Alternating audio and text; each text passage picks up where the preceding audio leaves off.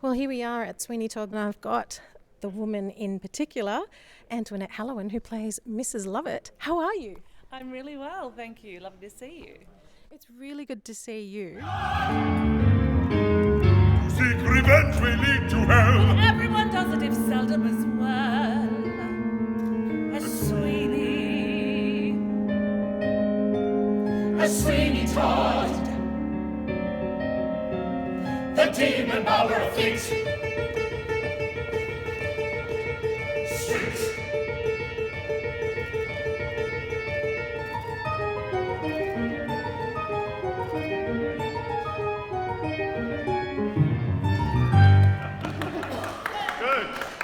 So here we are at the Sydney Opera House, and you've been playing this role for, is it 5 years? I think it's like the first time we did it was 9 years ago. So you can imagine my distress when I have to get into the costume that was made for me 9 years ago. So I do boot camp for 2 months before we start. You've got a corset. I have, they're very tight. Wow, that's amazing. And I said to you off air, I just said that costume is absolutely amazing. Well, this is Roger Kirk at his finest. I think he really knows how to make a costume that's very great for the show, but also makes you feel really in character in it. Like, I put this on and I feel like Mrs. Lovett. It's just fantastic. Every time I come back to it, I'm so happy to. Except it is tight. What's it like coming back to a role that you've been doing for 9 years? It's. I'd like to say it gets easier, but it sort of doesn't, because you feel an onus to doing a good job every time, and you want to do as good a job as you did the last time, or even, if possible, better. So it is really quite, it doesn't take the pressure off doing it over and over again. It just makes you want to get deeper and deeper into it, and to make sure you did it, you can carry on the good work that you've already been doing, hopefully. That's really interesting, because Mrs. Lovett is a very manipulative person. So did you find that in your character research, or as you've developed in this role for 9 years, has there been any shift? Is there any changes? I think, well, my Sweeney has changed, so that definitely changes things for me. You work with the energy of the person in the room that you've got. So she changed a little bit after the Sweeney changed. I'm loving working with Ben. He's an incredible Sweeney Todd. But yeah, I think she's a tricky character, because she's got to sort of be Lady Macbeth and driving the action, but she's also got to be the humorous character. So you've got this very dark storyline and these dark deeds, but you have to sort of keep them light. So the way that I sort of deal with that is I listen to a lot of podcasts about female serial killers and things like that. Well, she is a serial killer. Yeah, she's a serial killer, and she is also Lady Macbeth in that she drives him to kill, and she just gives him the ideas and then mops up after him. But she also lacks any sense of compassion. So she loves Tobias for a while because he serves her needs, and I think she does really love him, but in a narcissistic kind of way. When he's no good for her anymore, she has to get rid of him. And get rid of him she tries to do. Exactly. Your sample, Mrs. Lovett's meat pies, savoury and sweet pies, as you'll see. The wheat pies, Mrs. Lovett's meat pies, conjure up the treat pies used to be. Honorary boy, how about some now? Can we have another night? Can we have some service flavor? All about the final Crumpets, ladies and gentlemen.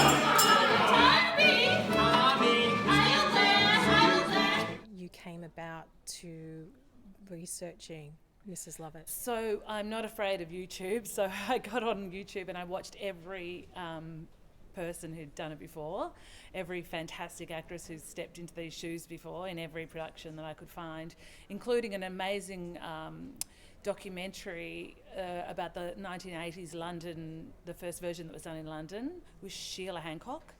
Of course, Patti LuPone, of course, Angela Lansbury, all the greats. And the movie Helena Bonham Carter too, there's elements of her in this production, because we wanted to keep the frisson between Sweeney and Mrs. Lovett as a believable sexual chemistry, even though he probably doesn't like her too much. He still is drawn to her sexually.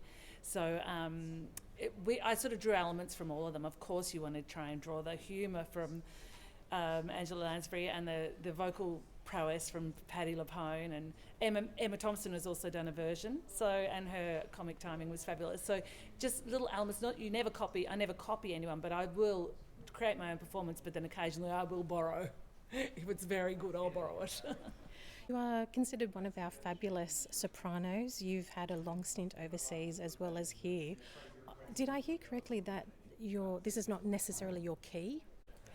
Well, yes, so I'm a dramatic soprano, so I've just done the Ring Cycle singing Brunhilde, so I don't think there's anyone in the world who's done Mrs. Lovett and Brunhilde in their lives. But yes, I am usually singing up top very high, and in this show I probably only use one or two of those notes twice. So most of the time I'm singing where I speak. So it's a lot more raucous, raspy. She's working class, she's had a hard life. It's kind of liberating in a way. I don't really have to worry too much about how I sound. There's a few moments like Wait where you want to sound relatively beautiful, but the rest of the time it's just what we call in the opera world Sprechstimme, which is speak talking. So speak singing. So that's sort of what I aim for in this. Had it been different to sort of come from, say, the opera background, which has a different theatrical devices, to musical theatre? Well, I've always been a very actorly opera singer, and I did start in music theatre and then get drawn to the opera world.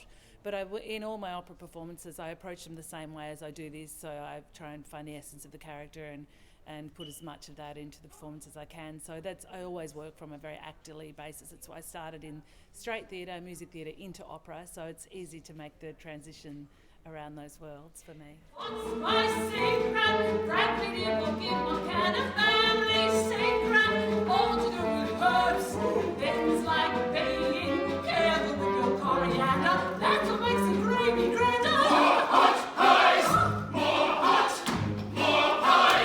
Did you do any backstory at all to Mrs. Lovett? Because what I find interesting is, why did she actually keep the razors? So yes, my backstory is that he lived above her shop with his beautiful wife and his baby, and she always coveted him, always wanted him, always wished she was his wife, thought she should be his wife, she'd be better for him than the wife he had. The wife he had was an airhead and just pretty, and that was all. She had all this other stuff going on, and she could make him happy. So she really watched him for 20 years ago, and then saw the story, helped the wife buy the arsenic, maybe aided that. So yeah, there's a big backstory for me. Cracked in the head, wasn't I? Times as bad as they are, I could have got 5, maybe 10 quid for him any day. See, you can be a barber again.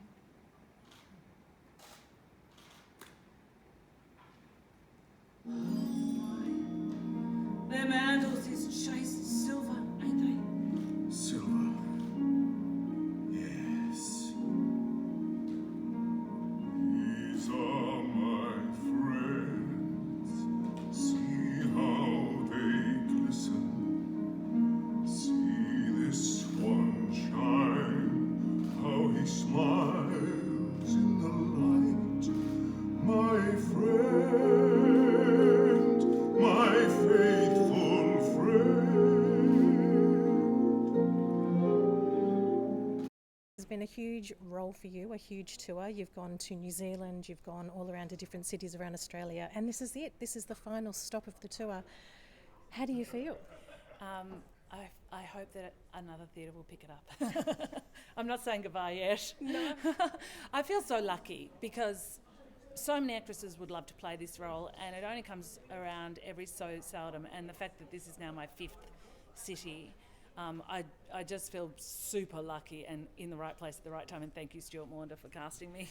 And I don't think this will be it. Watch this space. I reckon we'll be back. Well, I tell you what, I've been hearing fantastic remarks about this show that's been going, and I can't wait to see it. Antoinette Halloran, who plays Mrs. Lovett in Sweeney Todd, the Demon Barber of Fleet Street. It was an absolute pleasure to talk to you and meet you. Thank you. sample Mrs. Lovett's meat pies, savoury and sweet pies, as you'll see. You wheat pies, Mrs. Lovett's meat pies, conjure up the treat pies used to be. Hurry, boy, how about some now? Can we have